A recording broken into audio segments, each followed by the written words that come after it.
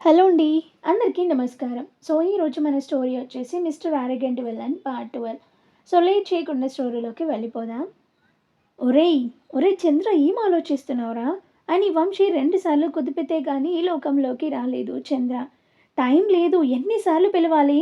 ఈ టైంలో ఏంట్రా అంత డీప్‌గా ఆలోచిస్తున్నావు? అని అనేసరికి చంద్ర ఒక్కసారిగా వామ్మో! అలా కనుక జరిగితే ఇంకేమైనా ఉందా? ఆ మధుగాడు మనందరిని తీసుకెళ్ళి బొక్కలో వేసి తన్నిస్తాడు. జీవితంలో బయటికి కూడా తీసుకురాడు అని అంటాడు చంద్ర. ఏమైందిరా నీ నోట్లో నువ్వే కొనుక్కుంటున్నావు? అని వంశీ అనగానే వీరాగాడు వెళ్ళి విశిష్టాకి తాళి కట్టేశాడు అంటాడు. వీరాగాడు విశిష్టాకి తాళి కట్టడం ఏంట్రా? బుర్ర కానీ తొప్పిందా నీకు? అని అనగానే ఏంటి పగటిపూటే కలలు కంటున్నావా? లేకపోతే ఎలా జరగాలని ఊహించుకుంటున్నావా? అని అనగానే ఏమోరా అలా జరిగితే ఏమవుతుందా అని ఒక్క నిమిషం ఆలోచిస్తే అమ్మో! నా మైండ్ మొత్తం బ్లాంక్ అయిపోయిందిరా అని అంటాడు. నీ చెత్తవి ఆలోచించడం మానేసి చెప్పింది చెయ్యి. అక్కడ వీరగాడు ఏం చేస్తున్నాడో వెళ్ళి చూడు. తనని విశిష్ట దగ్గరికి వెళ్ళకుండా ఆపు అని. కా అనగానే సరే సరే అని చెప్పి చంద్ర వీర దగ్గరికి వెళ్ళిపోతాడు. తాళి కట్టలేదు. అలా జరిగితే ఎలా ఉంటుంది అని చంద్ర ఊహించుకున్నాడు అంతే. చంద్ర వీర దగ్గరికి వెళ్తూ వీడు మామూలుగానే అర్థం కాడు. విశిష్టాన్ని తప్పించాం. అది మధుగాడికి అప్పగించేశామంటే ఊరుకుంటాడా? అనుకుంటూ వీర దగ్గరికి వెళ్ళి విశిష్టకి కట్టుకట్టారు. ఇంకో గంట తర్వాత ఇంటికి పంపిస్తామని చెప్పారు. కానీ వీర ఏం మాట్లాడకుండా లోపలికెళ్ళబోతుంటే తనని డిస్టర్బ్ చేయొద్దని చెప్పారు డాక్టర్ అన్నాడు చంద్ర.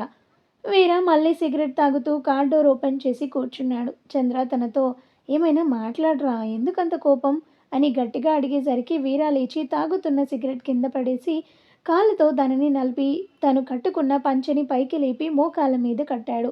వీర బాటిల్ తీసి గటగట తాగేశాడు. లోపలికి వెళ్ళాడు. అమ్మో వీడికి తిక్క లేచింది. ఇప్పుడు ఆపితే కష్టం అనుకొని తన వెనకే వెళ్ళాడు. వీర చంద్ర వైపు చూసి అదెక్కడ్రా అన్నాడు సీరియస్గా. చంద్ర విశిష్ట ఉన్న రూమ్ వైపు చూపించాడు. అక్కడ బెడ్ మీద విశిష్ట లేదు. వంశీ కూడా లేడు. ఏంటి మధు అప్పుడే వచ్చి విశిష్టాన్ని తీసుకెళ్ళాడా? అవును వీడేడి అనుకుంటూ వీర వైపు చూశాడు చంద్ర. విశిష్ట ఏది అని పెద్దగా అరిచాడు వీర. ఇక్కడే ఉండాలి వంశీ కూడా ఇక్కడే ఉండాలి అన్నాడు చంద్ర. వీర కోపంతో అక్కడున్న ఇనుప మంచం పైకెత్తి కిందికి వదిలాడు. ఆ సౌండ్కి డాక్టర్ నర్సులు పరిగెత్తుకుంటూ వచ్చారు. ఏమైంది అని అడిగాడు డాక్టర్. ఇక్కడ పేషెంట్ ఏది? మా ఫ్రెండ్ కూడా తనతోనే ఉండాలి అని చంద్ర అడిగేసరికి మాకేం తెలుసు మీరు చూసుకోవాలి కదా అన్నాడు ఆయన సీరియస్గా. వీర ఆవేశంగా వచ్చి ఆయన గొంతు పట్టుకొని పైకి లేపాడు. నువ్వే కదరా తనని గంట వరకు డిస్టర్బ్ చేయొద్దు అన్నావట. అలాంటప్పుడు తనని జాగ్రత్తగా చూడొద్దా అని గొంతు నులుముతుంటే నర్సులు చంద్ర వీర చేతిని కిందికి లాగాలని ఎంత ప్రయత్నించినా వాళ్ళ వల్ల కాలేదు. ఆ డాక్టర్ దగ్గుతూ నేనెక్కడన్నాను ఒక 10 నిమిషాలలో మెలకువ అంటుంటే వీర ఆయన్ని వదిలేశాడు. ఆయనకి ఊపిరి అందలేక ఇబ్బంది పడుతూ అక్కడ కుర్చీలో కూర్చుని వాటర్ తాగాడు. ఆయాసపడుతూ నేను 10 నిమిషాల తర్వాత అమ్మాయిని ఇంటికి తీసుకెళ్ళమని చెప్పాను అనగానే వీర కోపంతో చంద్ర వైపు చూశాడు. ఆ చూపుకే సగం చచ్చిపోయాడు చంద్ర భయంతో.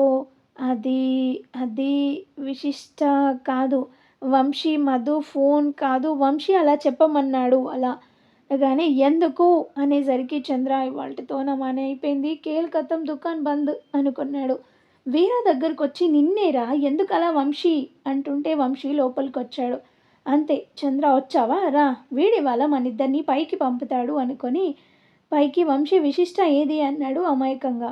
వంశీ ఆశ్చర్యంగా ఇక్కడే బెడ్ మీద ఉండాలి కదరా అన్నాడు. వీర చేయి పైకెత్తి రే నాకు నిజం చెప్పండి విశిష్ట ఎక్కడ అని గట్టిగా అడిగేసరికి నేను బాత్రూమ్కి వెళ్ళి వచ్చా. ఈ రూమ్లో ఉన్న బాత్రూంలో ట్యాప్ పని చేయలేదని కామన్ దానికి వెళ్ళాను. విశిష్ట ఇక్కడే ఉంది అంటూ డాక్టర్ వైపు చూశాడు. ఆయన వాలకం చూస్తుంటే ఏదో జరిగిందని అర్థమైంది. అవును విశిష్ట ఏది? మధు వచ్చి తీసుకెళ్ళాడా? నేను వెనుక వైపు వెయిట్ చేయమన్నానే అనుకున్నాడు. మరి నువ్వు డాక్టర్ గంట వరకు డిస్టర్బ్ చేయొద్దని చెప్పాడని నాకు చెప్పమన్నావట అని వంశీని ఒక్క తన్ను తన్నాడు వీర. చంద్ర వంశీ దగ్గరికి వెళ్ళబోతుంటే చంద్ర చేయి పట్టుకొని వెనక నుండి మెలివేశాడు గట్టిగా. అరే నొప్పిగా ఉంది వదులు అని చంద్ర అంటుంటే డాక్టర్ భయపడుతూ చూడండి ఇది హాస్పిటల్ మీరేదైనా బయటికి వెళ్ళి తేల్చుకోండి ప్లీజ్ అన్నాడు. వీర రివాల్వర్ బయటికి తీసి నోరు మూసుకోబే కనపడకుండా పోయింది నా భార్య గంట కూడా అవ్వలేదు పెళ్ళయి తను కనపడకపోతే నువ్వు నీ హాస్పిటల్ ఏముండవు అని చంద్రాని వంశీని బయటికి లాక్కెళ్ళాడు. మీ ఇద్దరూ కలిసి తనని తప్పించారు. రే చంద్ర, నువ్వు మధు ఫోన్ అన్నావు. అంటే ఆ మధుకర్‌కి ఇచ్చేసారా విశిష్ట అని? వంశీ, చంద్ర ఒకళ్ళ వంక ఒకళ్ళు చూసుకున్నారు. వీర కారులో నుండి ఒక రాడ్ తీసి, రేయ్ ఫ్రెండ్స్ అని మీరేం చేస్తున్నా ఊరుకుంటా అనుకున్నారా? చెప్పండి విశిష్ట ఎక్కడ? వాళ్ళిద్దరూ సైలెంట్‌గా ఉండటంతో రాడ్‌తో ఇద్దరిని ఇష్టం వచ్చినట్టు కొట్టడం స్టార్ట్ చేశాడు. 2 దెబ్బలు పడగానే నేను చెప్తారా? విశిష్టాని మధుకర్‌కి అప్పగించేశాడు వీడు. కానీ నిన్ను అని అసలు విషయం చెప్పే ఛాన్స్ ఇవ్వలేదు చంద్రకి. వంశీకి ఆల్రెడీ ఇరిగిన కాలు మీద ఇష్టం వచ్చినట్టు చావగొట్టాడు. నేను చెప్పేది విను అంటున్నా కూడా ఆగకుండా. ఏంట్రా నువ్వు చెప్పేది నేను వినేది? అని వంశీని కిందికి తోసి కోపంతో గొంతు మీద కాలేసి తొక్కాడు. వంశీ కాళ్ళ నుంచి వచ్చిన రక్తంతో అక్కడంతా తడిసిపోయింది. ఇదంతా చూస్తున్న హాస్పిటల్ స్టాఫ్ ఒకడు పోలీసులకి ఫోన్ చేసి హలో పోలీస్ స్టేషన్ అని అంటుండగానే అతని చేతి మీద కొట్టాడు. ఫోన్ ఎగిరి పడిపోయింది. వంశీ చెప్పినట్టే మధు వచ్చి హాస్పిటల్ బయట వెయిట్ చేస్తున్నాడు. మురళి తనతో, అయితే నువ్వు వీరాన్ని వదిలేస్తావా? మనం ఎంత రిస్క్ తీసుకొని ఎన్ని నెలలు కష్టపడ్డాం వాడిని పట్టుకోవడానికి. నేనన్నానా ఆ మాట అంటాడు మధు. అసలు వంశీ చెప్పిన దాంట్లో నిజం ఎంత ఉందో చూద్దామని అలా చెప్పా. వాడొస్తాడో రాడో చూద్దామంటుండగా హాస్పిటల్లో నుంచి సౌండ్ వినబడింది. అంతే, వాళ్ళిద్దరూ అలర్ట్ అయ్యారు. లోపలికి వెళ్ళబోతుంటే లోకల్ పోలీసులు వచ్చారు. మధు మురళిని వాళ్ళని అక్కడే ఉండమని, తనొక్కడే వెళ్తుంటే మురళి, మధు నేనొస్తా అన్నాడు. కానీ మధు వద్దు నేను వెళ్తా అంటూ మరో మాటకి ఛాన్స్ ఇవ్వకుండా వెళ్ళిపోయాడు. చంద్ర లేచొచ్చి, వీర ఆగరా, అవన్నీ చంపేస్తావా, నేను చెప్పేది విను, వాడు నిన్ను అని చెప్తుంటే చంద్ర నొక్క తోపు తోసి నీ సంగతి తర్వాత అని రివాల్వర్ని తీసి గుండెల్లో కాల్చబోతుంటే ఒక్క దెబ్బకి తన రివాల్వర్ ఎగిరి అవతల పడింది ఎదురుగా మధు. కాలుతో వీర చేతి మీద తన్నింది తనే. వీర మధుని అంతకుముందు చూసి ఉండకపోవడంతో ఎవడ్రా నువ్వు అన్నాడు. తని మధు, మధుకర్ అని చంద్ర చెప్పడంతో వీర ఒక్క క్షణం మధుని చూసి షాక్ అవుతాడు. మధు ముందుకొచ్చి వీరాని తోసి వంశీని పైకి లేపి అక్కడ చోద్యం చూస్తున్న డాక్టర్తో గివ్ హిమ్ ట్రీట్మెంట్ అన్నాడు. వంశీ మధు వైపు చూసి, సార్ మీకు కావాల్సింది ఇచ్చేసానుగా మళ్ళీ ఎందుకు వచ్చారు అంటుండగానే వీర లేచి గట్టిగా ఒక్క తన్ను తన్నాడు. వంశీ అక్కడే కుప్పకూలిపోయాడు. చంద్ర, మధు స్టన్ అవుతారు. మధు వెంటనే తేరుకొని వీర వైపు వెళ్తాడు. వీర మధుని షూట్ చేస్తాడు. మధు కిందికి వంగడంతో అది మిస్ అవుతుంది. మధు పరిగెత్తుకుంటూ వచ్చి వీర గుండె మీద ఒక్క తన్ను తంతాడు. వీర వెనక్కి పడతాడు. ఈలోపు డాక్టర్ వంశీ చేపట్టుకొని చంద్రతో సారీ అంటాడు. అది విని మధు వీరాతో, నీకు మనుషుల ప్రాణం అంటే అంత తేలికారా అంటూ కొట్టేలోపు వీర చేతులు వెనక్కి పెట్టి ఈజీగా ఒక్క జంపులో లేచి మధు కడుపులో ఒక్క గుద్దు గుద్దాడు. మధు అంతే కోపంతో కొట్టడానికి వెళ్తుంటే వీర షర్ట్ విప్పి బనీన్ కూడా తీసేశాడు. హాస్పిటల్లో పేషెంట్లు, స్టాఫ్, డాక్టర్స్ అందరూ బయటకు వచ్చేశారు. చంద్ర వచ్చి ఏడుస్తూ వీరాతో, చంపేశావా వాడిని, వాడు నీకు హెల్ప్ చేయాలని, ఇక్కడ నుంచి నేను తప్పించాలని అనుకున్నాడు.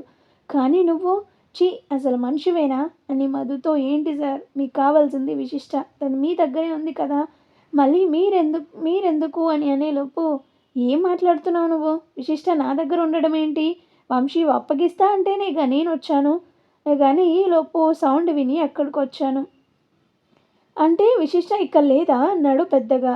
రే మధు, ఇక్కడికి వచ్చి మాటలేంట్రా, ఇవాళ నువ్వు నేను ఒక్కళ్ళే, మిగిలిన వాడికే విశిష్ట అన్నాడు వీర. వీర మధుతో, మన ఇద్దరిలో ఒక్కరే మిగిలేది అనేసరికి మధు కోపంగా, నీతో మాటలు కాదు, ఈరోజు పోలీస్ పంచ్ ఎలా ఉంటుందో చూపిస్తా అని వీర వైపు వెళ్తాడు. వీర మధు కొట్టుకోవడం స్టార్ట్ చేస్తారు. ఇద్దరికిద్దరు తగ్గకుండా ఒకరిని ఒకరు తన్నుకుంటూ ఉంటారు. మధుకి కరాటే వచ్చి ఉండటం తను కొట్టే దెబ్బలకి వీరకి అదిరిపోతుంది. అయినా ఎక్కడ తగ్గకుండా మధు చేతులు ఇష్టం వచ్చినట్టు వంచేయాలని ట్రై చేస్తున్నాడు. ఈలోపు మురళి పోలీసులతో ఎంటర్ అయిపోయాడు. పోలీసులు అక్కడున్న హాస్పిటల్ స్టాఫ్ని, పేషెంట్స్ని లోపలికి పంపించేశారు. వంశీ బాడీని హాస్పిటల్లో పెట్టారు. చంద్ర, వీర మధులని చూసి ఒక అమ్మాయి కోసం ఇద్దరు లవర్స్ కొట్టుకోవడం, ఒకడు పోలీస్ ఆఫీసర్, ఇంకోడు రౌడీ, ఇంకెన్ని చూడాలో అని బాధపడుతూ, అవును ఇంత చేసి మహాతల్లి ఏమైనట్లు అనుకుంటూ విశిష్ట కోసం బయటికి వెళ్ళాడు వెతకడానికి. చంద్రకి వంశీ కళ్ళ ముందే అలా అవ్వడం చాలా బాధేస్తుంది. విశిష్ట వల్లనే అంత జరిగింది. అది మా లైఫ్లోకి రాకపోతే ముగ్గురం ఎంత హాయిగా ఉండేవాళ్ళము. ముందు ఆ విశిష్టాన్ని చంపేయాలి, అది కూడా వీర ముందే అనుకుంటూ సైలెంట్గా కార్ తీసి ముందుకు పోనిచ్చాడు. వీర మధు కొట్టే విధానానికి చుక్కలు కనబడుతూ ఉంటాయి. వీడు నేననుకున్నట్టు ఈజీ కాదు, లాభం లేదు, ఏదో విధంగా విన్నేజెయ్యాలి. తను ఇక్కడికి వచ్చినప్పుడే గమనించాడు. అక్కడ హాస్పిటల్‌లో సగం ఫినిష్ చేసి వదిలేసిన కన్‌స్ట్రక్షన్ బిల్డింగ్. కావాలని అటు పరిగెత్తాడు. మధు వెనకే వెళ్తుంటే అక్కడ లోకల్ ఎస్ఐ మధుతో "sir can you please stop it? ఇక్కడ ఇంతమంది పోలీసులున్నారు. వాడొక్కడు. ఒక్కసారి షూట్ చేస్తే చాలు వాడు ఫినిష్ అవ్వటానికి" అన్నాడు. మధు ఆయనతో "నో. వాడు నా చేతిలోనే చావాలి. నాకు ఎవరి హెల్ప్ అవసరం లేదన్నాడు. ఆయన చూడపోతే వాడు మీ ఫియాన్సీని కిడ్నాప్ చేసి తనని ఇబ్బంది పెట్టాడని అఫీషియల్ ఇష్యూని పర్సనల్ ఇష్యూ కింద చూస్తున్నట్లుగా అనిపిస్తుంది. మధు అప్పటికే తన ముందే వీర వంశీని ఇలా చేసి ఉండటంతో, ఇంకోవైపు విశిష్ట అక్కడ లేకపోవడంతో తనకి చాలా కోపంగా ఉండటంతో ఆ ఎస్ఐతో మీరు ఎలా అనుకుంటే అలా, కానీ వాణ్ణి మాత్రం వదిలేది లేదు, ఎవ్వరు రావద్దు అని అక్కడి నుంచి వీర వెళ్ళిన వైపు వెళ్తుంటే మురళి మధుతో "రేయ్, వాడు నిన్ను ఎదుర్కోలేక ఏదో ప్లాన్ చేసి అటు వెళ్ళాడు, జాగ్రత్త" అన్నాడు. మధు కళ్ళతోనే సరే అని వెళ్ళిపోయాడు. ఆ ఎస్ఐ మురళితో "మీ ఫ్రెండ్కి మీరు చెప్పినా కూడా అర్థం కాలేదు, అతని మీద హయ్యర్ అథారిటీస్కి కంప్లైంట్ చేస్తా" అంటూ వాళ్ళ కమిషనర్కి కాల్ చేశాడు. ఆయన ఈ ఎస్ఐ చెప్పింది విని "మీరు వెయిట్ చేయండి, మళ్ళీ కాల్ బ్యాక్ చేస్తా" అన్నాడు. ఒక 5 నిమిషాల తర్వాత కాల్ వచ్చింది. కానీ వచ్చింది వాళ్ళ కమిషనర్ దగ్గర నుంచి కాదు, ఎవరైతే మధుకి కేసు అప్పగించాడో ఆ కమిషనర్ నుంచి. ఆయన ఆ ఎస్ఐతో "మీ కమిషనర్ కాల్ చేశారు, మీరు మా మధుకర్ మీద కంప్లైంట్ చేశారట" అనగానే ఎస్ఐ "అవును సార్, అతని కేసుని తన పర్సనల్ ఇష్యూగా చేస్తున్నాడు. ఆ వీర ఒక క్రిమినల్, ఆల్రెడీ హాస్పిటల్ స్టాఫ్లో ఎవరినో షూట్ చేశాడు. మధుకర్ ఎదురుగానే తనకి ఎగెనెస్ట్గా ఉన్నాడని ఫ్రెండ్ని అలా చేశాడు. మేము 10 మంది దాకా ఉన్నాము. మాకు పైనుంచి ఆర్డర్ వచ్చింది మధుకర్కి హెల్ప్ చేయమని. మేము ఆ వీరాని ట్రేస్ చేయడానికి హెల్ప్ చేస్తే ఇప్పుడు వాడు దొరికాక మా హెల్ప్ అవసరం లేదు, తను మాత్రమే వాడి సంగతి చూస్తా అంటున్నాడు. ఇంతమంది ఉన్నాం, 5 నిమిషాలు చాలు వాడిని అరెస్ట్ చేయడానికైనా ఇంకేం చేయటానికైనా. బట్ మధు వినకపోవడంతో కంప్లైంట్ చేశాను అని చెప్పాడు. ఆయన అంతా విని "మీరు చెప్పింది కరెక్టే కాదనను, ఒక్కటి మాత్రం ఖచ్చితంగా చెప్పగలను, మధు ఇప్పుడు ఎవరి మాట వినడు. ఆ క్రిమినల్ డెత్ ఆర్ అలైవ్ నాకు అప్పగిస్తాడు. మీరు ఒక అరగంట వెయిట్ చేయండి, తర్వాత ఏం చేయాలో నేను చెప్తా" అని ఫోన్ మా మురళికి ఇవ్వండి అన్నాడు. ఆ ఎస్ఐ మురళికి ఇచ్చాడు. "హలో, సార్ మీరా? నేనే, కానీ ఏంటి మనోడు వీళ్ళ హెల్ప్ తీసుకోను అన్నాడట." "అవును సార్, అయినా మీకు తెలుసుగా మధు సంగతి, తను ఒక్కసారి గట్టిగా డెసిజన్ తీసుకుంటే ఎవరి మాట వినడని తెలుసు. మనం అవసరమైనప్పుడు వాళ్ళ హెల్ప్ తీసుకున్నాం. ఆ వీర దొరకగానే మీ అవసరం లేదంటే ఎలా? పోనీ ఏం చేయాలో మీరే చెప్పండి సార్, ఒక పని చేయి" అంటూ ఆయన ఏదో చెప్పాడు. "మరి ఇలా చేస్తే మధుకి తర్వాత సర్ది చెప్పొచ్చు, కానీ వాళ్ళ కమిషనర్కి మాట ఇచ్చాను మీ సిటీలో ఎలాంటి జరగవు అని. సో నువ్వు నేను చెప్పింది చెయ్యి" అంటూ ఫోన్ పెట్టేస్తాడు. మురళి ఈయన చెప్పినట్టు చేస్తే మధు చంపుతాడు, చేయకపోతే ఈయన ఉద్యోగం పీకేస్తాడు. ఇప్పుడెలా? అవును, విశిష్ట ఏది అనుకుంటూ హాస్పిటల్లోకి వెళ్ళాడు అసలు ఏం జరిగిందో తెలుసుకోవడానికి. వీర అక్కడ కన్స్ట్రక్షన్స్లో ఉన్న బిల్డింగ్ పైకి ఎక్కేశాడు. మధు కూడా వచ్చి పైకి ఎక్కుతుంటే వీర అప్పటికే అక్కడున్న ఇసుక తీశాడు. మధుకి కనబడకుండా ఒక ఫ్లోర్లో దాక్కున్నాడు. మధు 3 అంతస్తులు ఎక్కి 4వ అంతస్తుకు వస్తుంటే ఇసుక తీసి కళ్ళల్లో పోశాడు. అంతే, మధుకేం కనబడలేదు. వెనుక నుంచి మధు గొంతుని తన ఎడమ చేత్తో గట్టిగా పట్టుకొని "ఏరా, నన్ను చంపడం అంత తేలిక అనుకున్నావా? నీకు విశిష్ట ఎందుకురా? తను నా భార్య" అంటూ గొంతు ఒత్తేస్తుంటే మధు తన కుడి చేత్తో వీర కడుపులో ఒక్కటిచ్చాడు. ఆ దెబ్బకి వీర మధును వదిలేసి "నాకు అర్థమైందిరా, నువ్వు నేను అనుకున్నంత ఈజీగా చావవు" అంటూ మళ్ళీ ఇసుక పోశాడు. అక్కడున్న ఒక కర్ర తీసుకొని మధు కాళ్ళ మీద గట్టిగా కొట్టాడు. మధు కింద పడగానే ఒక క్లాత్ తీసుకొని చేతులు వెనక్కి కట్టేశాడు. కళ్ళల్లో ఇసుకతో అసలు కనిపించక చేతులు కట్టేసి ఉన్న మధు పైకి లేచి నిల్చున్నాడు. "ఓ, పర్లేదురా, ఎంత ఇలా చేసినా తగ్గడం లేదు. నీకు విషయం చెప్పనా" అంటూ అక్కడే ఉన్న ఒక స్టూల్ ఉంటే కూర్చున్నాడు. "నువ్వు కూర్చో" అంటూ కాలు లాగాడు. మధు కింద పడ్డాడు.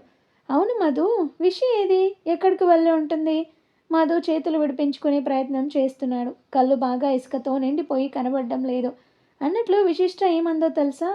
నేను నిన్ను తన ఎదురుగానే ఇలా చేస్తా అంటే మధు వస్తే చచ్చేది నువ్వే అన్నది.